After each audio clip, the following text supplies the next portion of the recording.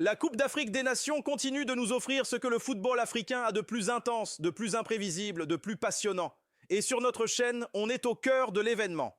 Avant-match, débriefing, tout se vit ici, en direct sur YouTube. Samedi 27 décembre, 16 heures, place à l'une des affiches majeures de cette deuxième journée, Sénégal, République démocratique du Congo.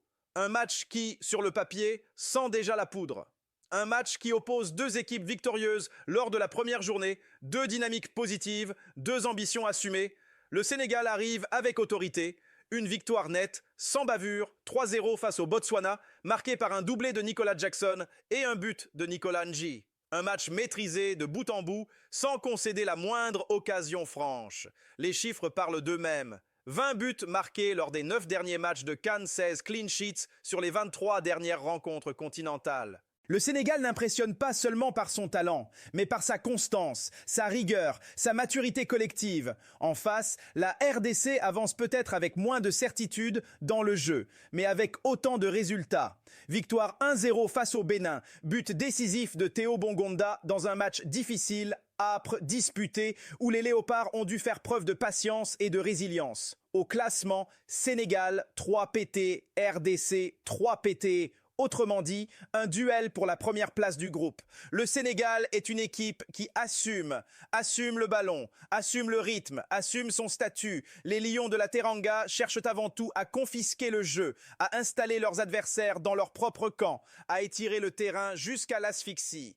La largeur est une arme permanente, des latéraux positionnés très haut, presque comme des ailiers, qui obligent le bloc adverse à reculer, à coulisser, à se désorganiser. Devant, les ailiers sont mobiles, permutent, attaquent les demi-espaces. Ils ne collent pas la ligne, ils laissent les couloirs aux latéraux et viennent créer le surnombre à l'intérieur.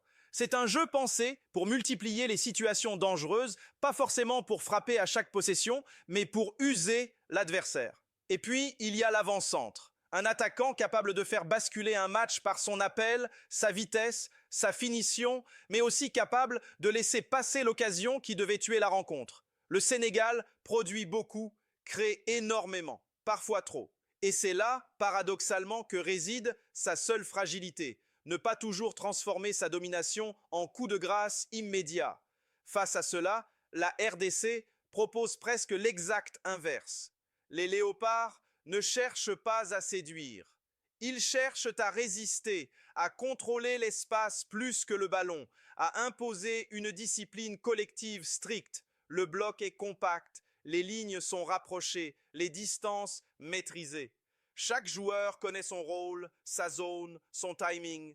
Dans ce schéma, la possession n'est pas une priorité, elle est parfois même un fardeau. La RDC accepte de souffrir sans paniquer, d'attendre sans se désunir, convaincue qu'une opportunité finira par se présenter. Et lorsqu'elle arrive, cette opportunité, les Congolais savent la saisir. Une transition rapide, un appel tranchant, un ballon dans le dos de la défense, un duel gagné au bon moment. Face au Bénin, cette réalité est apparue de manière très claire. Dans la construction, dans la gestion du tempo, dans les duels au milieu, la RDC a parfois été dépassée. Le ballon a brûlé les pieds, le rythme a échappé à l'équipe et la frustration s'est installée. Mais malgré cela, elle a tenu, elle n'a pas rompu, elle a survécu. Car derrière ce contenu parfois limité, les chiffres parlent pour elle. 10 victoires sur les 12 derniers matchs, toutes compétitions confondues. Un seul but encaissé lors des 6 dernières rencontres, ce ne sont pas des statistiques d'une équipe fragile.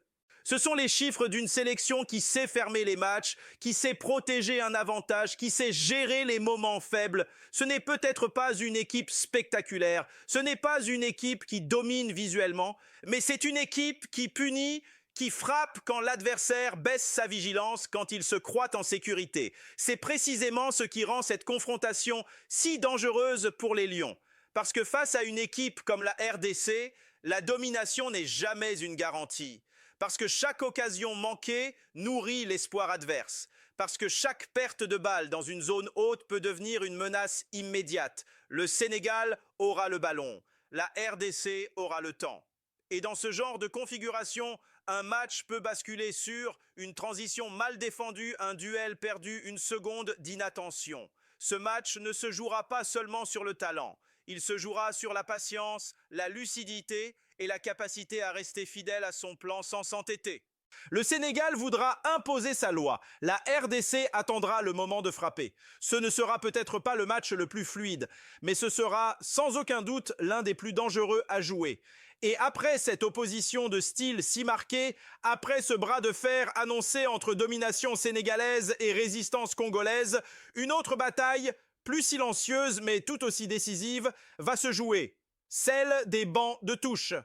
Parce que ce Sénégal RDC ne se gagnera pas uniquement avec les jambes, il se gagnera avec la tête et surtout avec les décisions prises par deux hommes qui connaissent parfaitement les exigences du football africain de haut niveau. Aliou Cissé, dit Papacho, arrive dans ce match avec un poids que peu d'entraîneurs africains portent aujourd'hui, celui de favori assumé. Champion d'Afrique, référence continentale, effectif riche, continuité tactique. Le Sénégal n'avance plus masqué. La question qui se pose à lui est donc stratégique avant d'être technique. Doit-il continuer à imposer son jeu, fidèle à ce qui fait la force de son équipe?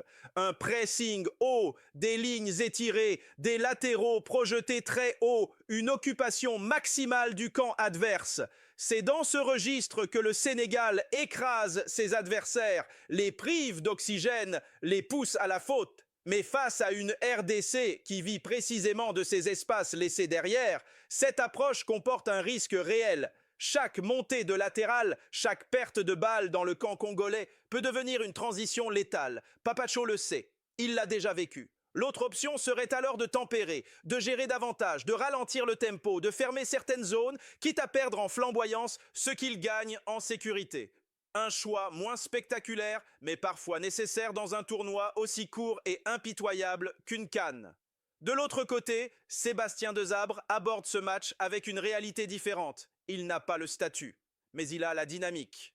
La RDC ne sera pas attendue comme favorite. Et c'est justement dans cette position que Desabre excelle, celle de l'équipe que l'on sous-estime, mais qui sait exploiter les failles. Son dilemme est clair, accepter de subir, de défendre bas, de fermer l'axe, d'attendre patiemment l'erreur sénégalaise. C'est une stratégie cohérente, presque naturelle au regard du profil de son équipe.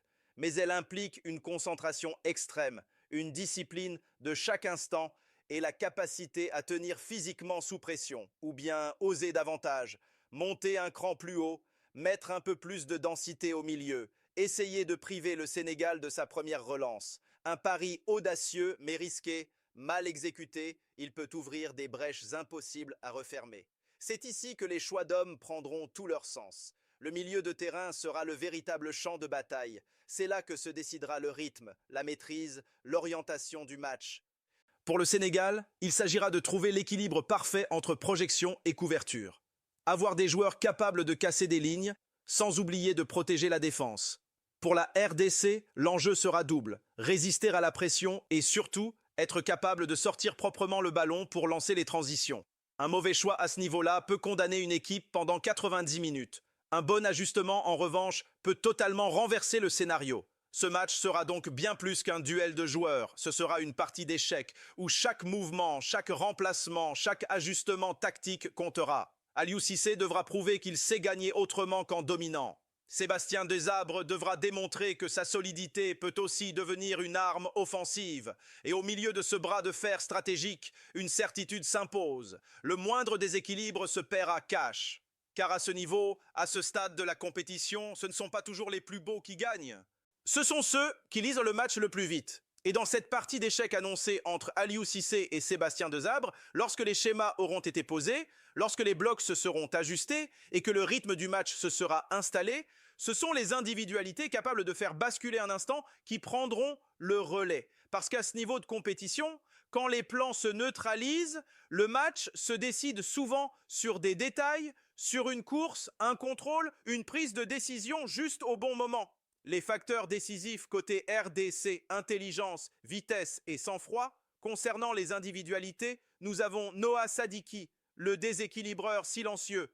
Noah Sadiki est le type de joueur que l'on ne remarque pas toujours immédiatement, mais que l'on ressent constamment sur le terrain. Son activité est incessante, presque déroutante. Il ne se contente pas de tenir sa position. Il flotte entre les lignes, surgit dans les demi-espaces, décroche, replonge, perturbe les repères adverses. Ce qui le rend particulièrement dangereux, c'est la difficulté à le prendre en charge. Milieu ou ailier, relayeur ou faux numéro 10. Ces déplacements obligent les adversaires à choisir, et souvent à choisir mal. Ajoutez à cela une percussion peu commune pour un milieu de terrain, une capacité à porter le ballon vers l'avant, et vous obtenez un joueur capable de désorganiser un bloc pourtant bien en place. Théo Bongonda, la menace permanente, Bongonda, c'est la vitesse au service de la justesse. Ses appels dans le dos de la défense sont millimétrés, presque chirurgicaux. Il ne part pas pour courir, il part pour frapper. Longtemps critiqué pour son manque d'efficacité, il semble avoir retrouvé cette lucidité devant le but qui change la perception d'un joueur. Son but face au Bénin n'est pas seulement un but décisif, c'est le symbole d'un joueur en confiance, prêt à assumer le rôle de dynamiteur. Face à un Sénégal qui défend haut, Bongonda sera l'un des premiers regards à surveiller. Une seule course peut suffire à faire basculer le match. Et puis il y a Bakambu, le cadre, le leader offensif. Celui vers qui les regards se tournent quand le match se tend.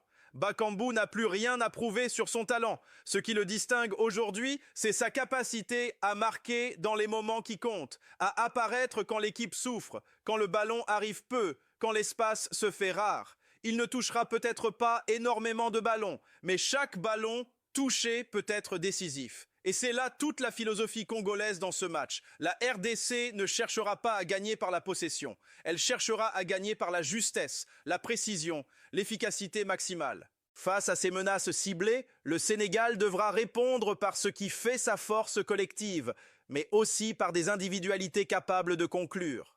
Nicolas Jackson incarne parfaitement le paradoxe sénégalais. Il est capable du meilleur. Appel intelligent, déplacement constant, sens du but. Mais aussi du déchet, occasion manquée, geste précipité. Face à la RDC, ce détail prendra une importance capitale. Car contre une équipe qui attend, qui subit et qui guette la moindre faille, ne pas tuer le match est une invitation au danger. Jackson aura des occasions. La question n'est pas s'il en aura, la question est ce qu'il en fera. Là où le Sénégal peut faire la différence de manière décisive, c'est dans sa profondeur d'effectifs. Peu d'équipes africaines peuvent se permettre d'injecter autant de qualité, d'intensité et de fraîcheur en cours de match. Un changement n'est jamais neutre chez les Lions. Il est souvent synonyme de montée en puissance, de pression accrue, de déséquilibre provoqué chez l'adversaire. Dans un match serré, verrouillé, le banc peut devenir le véritable facteur X. Enfin, il y a un rôle souvent discret mais fondamental, celui du gardien sénégalais. Car malgré la domination attendue, la RDC aura des situations, peut-être peu nombreuses, mais souvent franches. Et dans ce type de match, une parade vaut parfois un but marqué. Une sortie bien lue, un face-à-face remporté, une main ferme au bon moment, cela peut maintenir l'équilibre ou préserver l'avantage. Ce match ne se jouera pas à la quantité, il se jouera à la qualité. La RDC frappera peu, mais frappera juste. Le Sénégal dominera, mais devra être clinique. Et au bout du compte, ce sont ces joueurs-là, ceux capables d'agir dans l'ombre ou de surgir à l'instant précis, qui écriront l'histoire de ce choc. Il y a effectivement un élément impossible à écarter dans l'analyse de ce match. Un élément qui dépasse le cadre strictement tactique ou technique. Un élément mental presque émotionnel. Il y a quelques mois à peine, le Sénégal et la République démocratique du Congo se faisaient face dans un contexte autrement plus lourd encore. Un match coup près. Un rendez-vous où l'enjeu dépassait les 90 minutes. Une qualification cruciale. Un tournant pour une génération entière. Ce jour-là, le Sénégal a répondu présent. Avec son sang-froid, avec son expérience, avec cette capacité qu'ont les grandes équipes à faire la différence quand la pression est maximale. La RDC, elle, a perdu. Mais surtout, elle a compris. Car toutes les défaites ne se valent pas. Certaines laissent des traces, d'autres forgent une équipe. Depuis ce revers, les Léopards ne se sont pas effondrés. Ils se sont reconstruits. Ils ont battu le Nigeria, une référence continentale. Ils ont dominé le Cameroun, une nation historique du football africain. Ils ont enchaîné les performances plus solides, les matchs maîtrisés, les victoires arrachées avec caractère. Ce n'est plus une équipe qui doute, C'est une équipe qui sait souffrir, qui sait attendre son moment, qui sait gérer les temps faibles. Et surtout, c'est une équipe qui a appris à ne plus paniquer quand le match lui échappe momentanément. C'est là toute la nuance de cette confrontation. Ce match n'est pas une revanche émotionnelle jouée avec le cœur plus qu'avec la tête. La RDC n'arrive pas pour régler des comptes. Elle arrive pour se mesurer à ce qu'elle est devenue. Face à elle, le Sénégal n'a rien à prouver, mais beaucoup à confirmer. Confirmer qu'il reste cette équipe capable de gérer les grands rendez-vous. Confirmer que son statut n'est pas un poids, mais une force. Ce match est un test de maturité collective. Pour la RDC, savoir si cette progression est réelle face à l'un des meilleurs d'Afrique. Pour le Sénégal, prouver qu'il sait battre une équipe qui a grandi, évolué, appris de ses erreurs, ce ne sera pas un match de souvenirs, ce sera un match de présent, et c'est précisément pour cela qu'il promet tant. Sur le plan purement comptable, un match nul ferait presque les affaires des deux sélections. Il consoliderait leur position au classement, rapprocherait chacune d'elles de la qualification et offrirait une marge de manœuvre confortable pour la suite. Mais ce scénario-là, il n'existe pas vraiment dans la tête des acteurs, parce que ni le Sénégal, ni la République démocratique du Congo ne sont venus dans cette compétition pour calculer. On ne joue pas une CAN avec la peur de perdre. On la joue avec l'ambition de s'imposer. Ce match ne sera donc pas une partie d'attente. Ce ne sera pas un round d'observation prolongé. Ce sera un affrontement assumé, engagé, où chaque équipe cherchera à imposer sa lecture du jeu. Attendez-vous à de l'intensité dès les premières minutes. Des duels appuyés, des courses répétées, un rythme qui ne laissera aucun répit. Attendez-vous à des occasions, parfois franches, parfois issues d'erreurs provoquées par la pression, car à force de pousser, de presser ou de subir, les espaces finissent toujours par apparaître. Attendez-vous à des temps forts alternés. Un Sénégal dominateur par séquence, installant son jeu haut. Une RDC capable de faire reculer le bloc adverse sur quelques actions bien senties, de rappeler qu'elle n'est jamais inoffensive. Et oui, très probablement, des buts.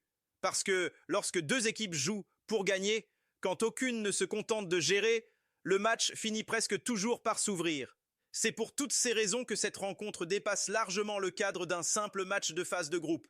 Par son contexte, par son niveau, par les dynamiques qu'elle oppose. C'est peut-être tout simplement la plus belle affiche de ce premier tour. Sénégal, RDC, ce n'est pas simplement un match de phase de groupe. Ce n'est pas une rencontre que l'on joue pour cocher une case au classement. C'est un message adressé à toute la compétition, un message pour dire « voilà où nous en sommes, voilà notre niveau, voilà nos ambitions ».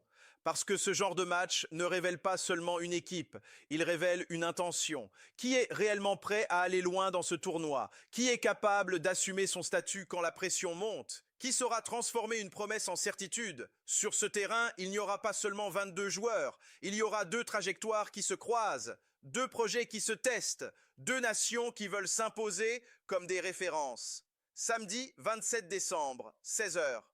Tous les regards seront tournés vers ce choc. Restez connectés, le spectacle commence maintenant.